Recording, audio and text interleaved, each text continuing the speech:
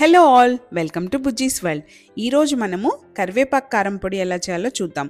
ఉప్మాలోకైనా, రైస్లోకైనా, దోశలు, ఇడ్లీలు దేంట్లోకైనా సూపర్గా ఉంటుంది. ఏదైనా కూరల్లోకి పొడి వేస్తే కూడా రుచి ఇంకా ఎక్కువ అవుతుంది.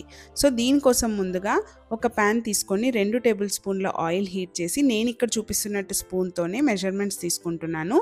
ముందుగా 2 టేబుల్ స్పూన్ల శనగపప్పు, అలాగే 2 టేబుల్ స్పూన్ల మినపప్పు, నల్లదైనా తెల్లదైనా ఏదైనా తీసుకోండి.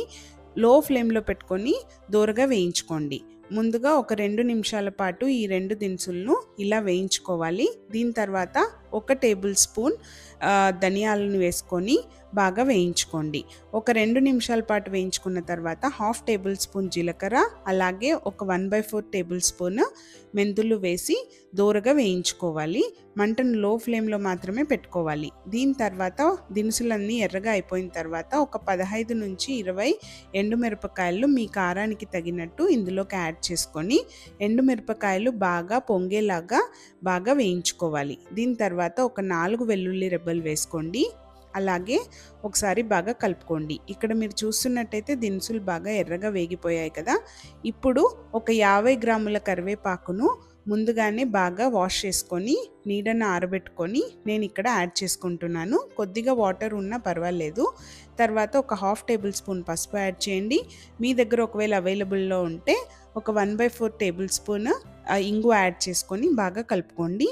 మాడిపోకుండా లో ఫ్లేమ్లో పెట్టుకొని మాత్రమే కలుపుకోవాలి. కరివేపాకు వేసిన తర్వాత ఒక 2 నిమిషాల కన్నా ఎక్కువగా ఫ్రై చేసుకోకూడదు. దీనివల్ల ఫ్లేవర్ మొత్తం వెళ్ళిపోతుంది. ఒక 2 మినిట్స్ తర్వాత బాగా ఫ్రై చేసుకున్నాక ఫ్లేమ్ని ఆఫ్ చేసేసుకొని వీటన్నిటిని ఒక ప్లేట్లోకి తీసుకొని పూర్తిగా చల్లారనివ్వండి. ఇది పూర్తిగా చల్లారిన తర్వాత మాత్రమే మనం వాడుకోవాలి, లేకపోతే ముద్దగా అయిపోతుంది పొడి. ఇప్పుడు నేను చూపిస్తున్నట్టుగా ఇది పూర్తిగా చల్లారిపోయింది.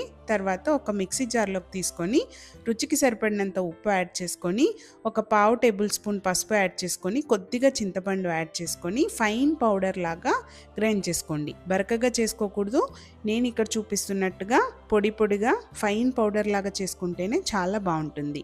ఇంత రుచిగా ఉండే ఈ కరివేపాకు కారం పొడి నెయ్యి వేసుకొని తింటే చాలా చాలా బాగుంటుంది. అలాగే దోశలకి, ఇడ్లీలకి ఏదానికైనా వేసుకోవచ్చు. అంతెందుకు ఏదైనా నాన్ వెజ్ వండేటప్పుడు కూడా దీన్ని కర్రీస్లోకి వేసుకుంటే టేస్ట్ అద్భుతంగా వస్తుంది. ఇది కళ్ళకి, జుట్టుకు కూడా చాలా మంచిది. ట్రై చేయండి.